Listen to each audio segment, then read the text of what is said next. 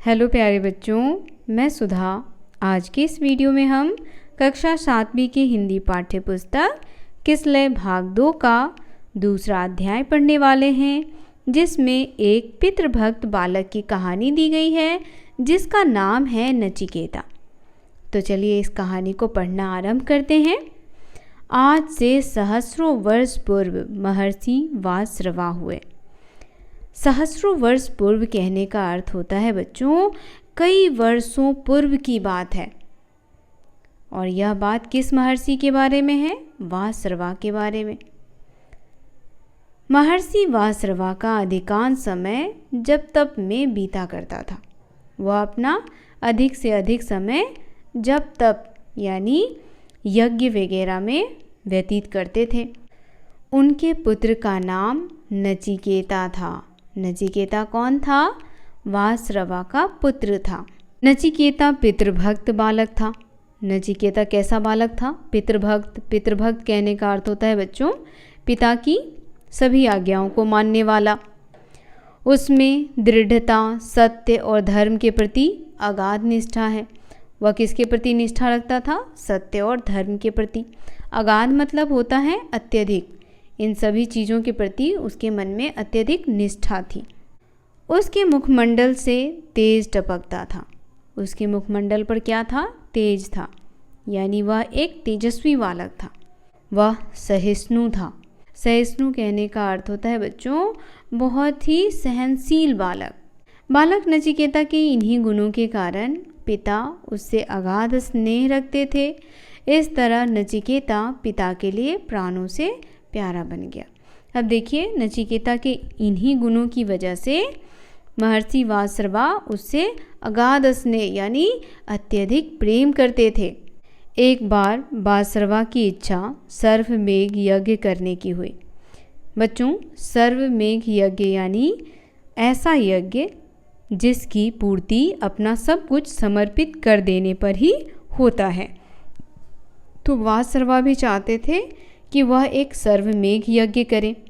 इस यज्ञ में अपना सब कुछ दान देने के बाद ही फल की प्राप्ति होती है। जो भी व्यक्ति सर्वमेघ यज्ञ करता है वह अपनी सभी प्रिय चीज़ों को क्या कर देता है? दान में दे देता है। तभी उसे उसके इच्छित फल की प्राप्ति होती है। इस बात को महर्षि वासरवा अच्छी तरह जानते थे। यही बात उन्होंने अपने पुत्र नचिकेता को भी बताई थी। नचिकेता साधु प्रवृत्ति का बालक था। पिता की इच्छा जानकर उसे बेहद खुशी हुई। अब देखिए पिता ने सारी बातें नचिकेता को बताई कि जो भी व्यक्ति सर्वमेघ यज्ञ करता है वह अपने सभी प्रिय वस्तुओं को क्या करता है? दान में दे देता है। तभी उसे उसके इच्छित फल प्राप्त होते हैं। अब नचिकेता जो था वह भी साधु प्रवृत्ति का बालक था। कैसा था? साधु प्रवृत्ति का कहने का अर्थ है यहाँ पर सीधा साधा बालक था। और पिता की इच्छा को वह जान करके बहुत ही खुश हुआ। उसे बहुत खुशी हुई कि उसके पिता सर्वमेघ यज्ञ करवाने वाले हैं। यज्ञ के लिए शुभ तिथि निश्चित की गई। यज्ञ के लिए एक अच्छी तिथि निर्धारित की गई कि इस दिन यज्ञ होगा। उस दिन सर्वमेघ यज्ञ का शुभारंभ हुआ। उसमें भाग लेने के लिए दूर दूर से ब्राह्मण पधारे। नचिकेता ने यज्ञ की एक एक क्रिया को ध्यान से देखा। अब देखिए यज्ञ कराने के लिए एक शुभ तिथि निकाली गई और उस तिथि को यज्ञ शुरू किया गया और दूर दूर से ब्राह्मण इसमें भाग लेने के लिए आए। सभी क्रियाएं यथा समय पूर्ण होती गई। यथा समय कहने का अर्थ होता है समय के साथ सभी क्रियाएं जो यज्ञ की थी वह पूर्ण होती चली गई। अंत में सिद्धस्थ ब्राह्मणों ने नारियल की पूर्वाहुति देकर उसे संपन्न किया। अंत में क्या होता है कि जब कोई यज्ञ किया जाता है तो उसमें नारियल की पूर्वाहुति दी जाती है और फिर यज्ञ जो है वह संपूर्ण हो जाता है यानी संपन्न हो जाता है। तो उसी प्रकार यहाँ महर्षि वासरवा का जो यज्ञ है सर्वमेघ यज्ञ वह भी समाप्त हुआ, संपन्न हुआ। उसके बाद क्या हुआ वो देखिए। यज्ञ की समाप्ति पर महर्षि वासरवा को अपना सब कुछ दान में देना था। यह तो निर्धारित था कि जो भी व्यक्ति सर्वमेघ यज्ञ करेगा वह अपना सब कुछ ब्राह्मणों को दान में दे देगा। ब्राह्मणों को अच्छा दान मिलने की पूर्ण आशा थी। ब्राह्मणों ने यह आस लगा रखा था कि महर्षि वासरवा उन्हें अच्छा दान देंगे। यज्ञ की पूर्ण आहुति के बाद महर्षि वासरवा उठे। अग्नि देवता को नमस्कार करके वे अपनी गौशाला की ओर बढ़े। गौशाला कहने का अर्थ है बच्चों, जहाँ गायें रहती हैं, यानी गायों के रहने का जो स्थान है उसे गौशाला कहते हैं। उनकी गौशाला में अनेक बढ़िया गायें थीं। वे सभी गायों को दान में देने का निश्चय कर चुके थे। जितनी भी गायें थे वो सभी गायें वो किस में देना चाहते थे? दान में। परंतु गौशाला तक पहुँचते पहुँचते उनका मन लोभ से भर गया।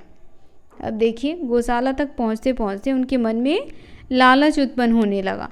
गौशाला की कमज़ोर, बूढ़ी और दूध ना देने वाली गायों की छटनी करके ब्राह्मणों को दान स्वरूप देने लगे।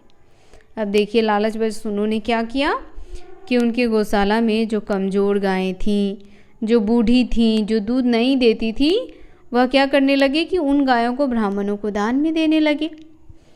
ब्राह्मणों को ऐसी दक्षिणा की स्वप्न में भी आशा न थी। ब्राह्मणों ने तो ऐसा सोचा ही नहीं था कि वासरवा उनके साथ ऐसा कुछ करेंगे। महर्षि वासरवा की लोभ प्रवृत्ति देखकर वे दुखी हुए, पर कुछ कह नहीं सके। अब देखिए, उनकी लोभ प्रवृत्ति देख करके सभी ब्राह्मण वासरवा से दुखी हुए, लेकिन कोई कुछ बोला नहीं उनसे, क्योंकि सभी उनसे डरते थे। नचिकेता भी सब कुछ देख रहा था। नचिकेता भी अपने पिता की इन हरकतों को देख रहा था। उसे पिता के निश्चय बदल जाने से विशेष दुख था। वह क्यों दुखी था? क्योंकि उसके पिता जो हैं वह लोभ में पड़ गए थे। उसने पिता के पास जाकर पूछा, पिताजी, आपने तो इस महायज्ञ में अपना सर्वस्व दान देने का निश्चय किया था, लेकिन आप अपनी प्रिय चीज़ें न देकर ये बूढ़ी व कमज़ोर गायों को ही दे रहे हैं। अब देखिए, किसी से हिम्मत तो हुई नहीं कि यह बात महर्षि वासरवा से पूछे, लेकिन नचिकेता से रहा नहीं गया। वह अपने पिता के पास गया और उनसे बोला कि पिताजी, ये क्या? आपने तो यह कहा था कि इस यज्ञ में आप अपनी सभी प्रिय वस्तुओं को दान कर देंगे, फिर आप यह क्या कर रहे हैं? आप क्यों यह बूढ़ी कमज़ोर गायों को दान में दे रहे हैं? महर्षि वासरवा पुत्र की ओर देखकर तनिक मुस्कुराए, पर बोले कुछ नहीं। वे वैसी ही गायों का दान करते रहे। वे चुपचाप वैसी ही जो बूढ़ी गाय थीं, जो कमज़ोर गायें थीं, जो दूध नहीं देती थी, उस सब का दान करते रहे। नचिकेता की बातों पर उन्होंने ध्यान ही नहीं दिया। अब नचिकेता से नहीं रहा गया। उसकी सहन शक्ति समाप्त हो रही थी। उसने निडरतापूर्वक पिता से कहा, पिताजी, आपकी प्रिय वस्तु तो मैं हूँ, मुझे आप किसे दान देंगे? अब देखिए, नचिकेता से यह सब देखा नहीं जा रहा था। उसकी सहन शक्ति समाप्त हो गई। सहन शक्ति कहने का अर्थ है बच्चों, सहन करने की जो क्षमता थी वह समाप्त हो गई थी। उसने निडरतापूर्वक कहने का अर्थ है बिना डरे हुए पिता से कहा कि आपकी सबसे प्रिय वस्तु तो मैं हूँ, मुझे आप किसे दान में देंगे? इतना सुनते ही महर्षि वासरवा के अधरों की मुस्कान लुप्त हो गई। अधरों की मुस्कान यानी उनके जो फेस पर मुस्कुराहट थी वह समाप्त हो गई। उसका स्थान क्रोध ने ले लिया। किसने ले लिया? क्रोध ने। अब वह क्रोध में आ गए, बहुत ही गुस्से में आ गए। क्रोध कहने का अर्थ होता है गुस्सा। वे उसी अवस्था में बोले, नचिकेता, मैं तुम्हें यमराज को दान में दूंगा। यमराज किसे कहते हैं बच्चों? यमराज मृत्यु के देवता को कहते हैं। तो क्रोधावेश में उन्होंने क्या बोला कि नचिकेता, मैं तुम्हें यमराज को दान में दूंगा। मैं इसे सहर्ष स्वीकार करता हूँ पिताजी। नचिकेता पितृभक्त था। उसने अपने पिता के इन वचनों को सहर्ष स्वीकार किया। सहर्ष यानी खुशी के साथ। नचिकेता ने खुश होकर उत्तर दिया, मैं आपकी आज्ञा से यमराज के पास चला जाऊंगा, पर आप यज्ञशाला की सारी गायें ब्राह्मणों को दान में अवश्य दे दें। क्या कहता है नचिकेता? मैं आपकी आज्ञा से, आपने जो आज्ञा मुझे दी है उस आज्ञा से मैं कहाँ चला जाऊँगा? यमराज के पास, मृत्यु के देवता के पास चला जाऊँगा। लेकिन आप इन यज्ञशाला की सभी गायों को इन ब्राह्मणों को दान में दे दें। इसके बिना आपका सर्वमेघ यज्ञ निष्फल रहेगा। क्योंकि नचिकेता नहीं चाहता था कि उसके पिता का जो सर्वमेघ यज्ञ है वह निष्फल हो, इसीलिए वह ऐसा कहता है। महर्षि वासर्वा के मुख से क्रोध में निकला, छोटा मुंह और बड़ी बात करता है। अब देखिए, महर्षि वासर्वा अभी भी क्रोध में थे। क्रोध कहने का अर्थ है गुस्सा। वो अभी भी बहुत ही गुस्से में थे और कहते हैं छोटा मुंह और बड़ी बात करता है। छोटा बालक है और बढ़ चढ़ के बातें बता रहा है। यज्ञ की मुझे चिंता होनी चाहिए, तुझे नहीं। क्या कहते हैं कि नचिकेता, यज्ञ की चिंता मुझे होनी चाहिए, तुझे नहीं। तुम यमराज के पास जाओ, बाकी मैं देख लूँगा। अब देखिए, क्रोधावेश में उन्हें यह भी ध्यान नहीं रहा कि वह नचिकेता को कहाँ जाने को कह रहे हैं, तो इसलिए कहते हैं कि तुम यमराज के पास जाओ, बाकी मैं देख लूँगा।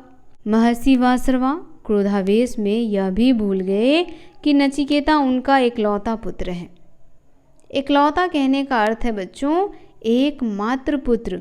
उनका एकमात्र पुत्र नचिकेता ही था, जिसे वह क्रोधावेश में यानी गुस्से में कहाँ जाने को कह देते हैं? यमराज के पास। पिता की ओर से मिला हुआ आदेश उस पितृभक्त बालक के लिए ब्रह्म वाक्य था। तो बच्चों, यह जो आदेश था वो नचिकेता के लिए कैसा था? एक ब्रह्म वाक्य था। इधर दृढ़ निश्चयी नचिकेता ने एक क्षण भी खोना ठीक नहीं समझा। उसने पिता के चरणों को स्पर्श कर यमराज के पास जाने की अनुमति मांगी। अब देखिए, नचिकेता कैसा बालक था? दृढ़ निश्चयी। दृढ़ निश्चयी कहने का क्या अर्थ होता है बच्चों? दृढ़ निश्चयी कहने का अर्थ होता है मजबूती से निश्चय करने वाला, यानी जो व्यक्ति एक बार निश्चय कर ले वह उसे नहीं बदलता है। तो ऐसा बालक था नचिकेता। तो उसने एक क्षण भी यानी एक पल भी खोना ठीक नहीं समझा और पिता के चरणों को स्पर्श किया और कहाँ जाने लगा? यमराज के पास। अब महर्षि वासर्वा को होश आया कि उन्होंने क्रोधावेश में नचिकेता को यह क्या कह दिया। अब देखिए, अब महर्षि वासर्वा को होश आया कहने का अर्थ है यहाँ पर कि अब उन्हें समझ में आया कि उन्होंने गुस्से में नचिकेता से क्या कह दिया। वे उसके दृढ़ निश्चय को अच्छी तरह जानते थे। वे जानते थे कि नचिकेता वही करेगा जो वासर्वा ने उसे कहा है। वह इस बात से परिचित थे कि नचिकेता यमराज के पास जाए बिना मानेगा नहीं। वह जानते थे कि नचिकेता उनकी बात को टालेगा नहीं, वह यमराज के पास अवश्य जाएगा। फिर भी पिता का स्नेह उमड़ आया। उन्होंने पूछा, वत्स, यमराज से परिचित हो? अब देखिए, गुस्से में तो वासर्वा ने ऐसी बातें कह दी नचिकेता से, लेकिन जब उनका गुस्सा शांत हुआ तब उन्हें समझ में आया कि उन्होंने क्या कह दिया। लेकिन वह जानते थे कि नचिकेता यमराज के पास अवश्य ही जाएगा। तो वह नचिकेता से क्या पूछते हैं कि वत्स, क्या तुम यमराज से परिचित हो? क्या तुम यमराज के बारे में जानते हो? हाँ पिताजी, वे मृत्यु के देवता हैं, नचिकेता ने सहज स्वर में कहा। अब देखिए, जब वासर्वा ने उससे पूछा कि क्या तुम यमराज से परिचित हो, तो क्या कहता है नचिकेता? बहुत ही सहज स्वर में यानी बहुत ही आराम से प्यार से अपने पिता से कहता है कि हाँ पिताजी, मैं जानता हूँ वे मृत्यु के देवता हैं, यानी उसके बारे में उन्हें पता है। यमराज के विषय में इतना जानकर भी तुम उनके पास जा रहे हो। अब क्या कहते हैं महर्षि कि तुम यमराज के बारे में सब कुछ जानते हो, फिर भी तुम उनके पास जा रहे हो। अब यह पिता की ही आज्ञा थी और नचिकेता कभी भी अपने पिता की आज्ञा को टालेगा नहीं, तो वह जाएगा तो अवश्य।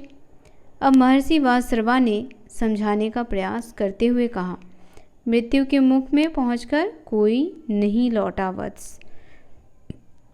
क्या कहते हैं वासर्वा कि अगर तुम वहाँ जाओगे तो तुम कभी वापस नहीं आ पाओगे। क्योंकि जो भी व्यक्ति मृत्यु के मुख में पहुंच जाता है वो वहाँ से कभी वापस नहीं लौटता। तो बच्चों, आज की ये कहानी यहीं समाप्त करते हैं। कहानी आपको कैसी लगी कमेंट करके बताना बिल्कुल ना भूलें। कहानी पसंद आया हो बच्चों तो वीडियो को लाइक करें, शेयर करें, हमारे चैनल को सब्सक्राइब करें और फॉलो करना तो बिल्कुल ना भूलें। मिलते हैं आपसे इसी कहानी के अगले भाग में। तब तक के लिए आप सभी का धन्यवाद।